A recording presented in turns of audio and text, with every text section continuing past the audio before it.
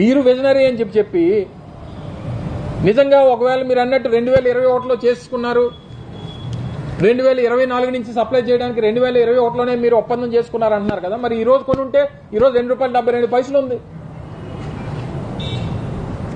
మన రాష్ట్రంలోనే దానికి తయారీ చేసుకుంటే ₹3 పడేది.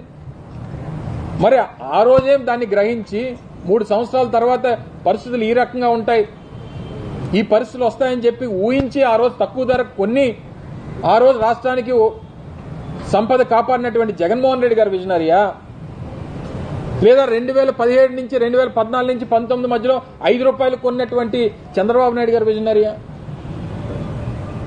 86,000 కోట్ల రూపాయల సంపదని ఆవిరి చేసినటువంటి చంద్రబాబు నాయుడు గారు విజనరీయా, 1,10,000 కోట్ల రూపాయలు సంపద కాపాడి రాష్ట్రానికి రాష్ట్ర ప్రజలకి సంపద కాపాడినటువంటి జగన్మోహన్ రెడ్డి గారు విజనరీయా,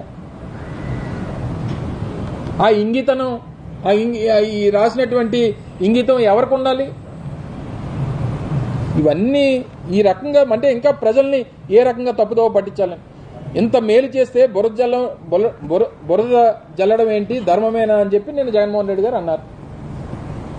అంటే ఇవన్నీ వాస్తవాలను వెలికి తీయడం, ప్రజలపై 5 ఏళ్ల కాలంలో రకరకాల రూపాల్లో ఎన్నడూ వినని ఈ ఛార్జీలు వేయడం, ఈ రకంగా 25 ఏళ్లలో ప్రజలపై 2 లక్షల కోట్ల భారం పడుతుందని ఆందోళన ఇది అని చెప్పి వారు రాశారు.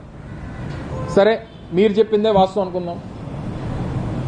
ఒకవేళ మేము చేయడం వల్ల 1,00,000 కోట్ల రూపాయలు మిగలట్లేదని మీ ఆలోచన అయితే, లేదా మేము ఇది చేయడం వల్ల మేము ప్రజల మీద భారం మోపామన్నటువంటి మీ అభిప్రాయం అయితే, ఎంతకంటే నాణ్యమైనటువంటి విద్యుత్తు మేము అందిస్తామని చెప్పి మీరు చెప్పినటువంటి ఎన్నికల్లో హామీ నిజమైతే,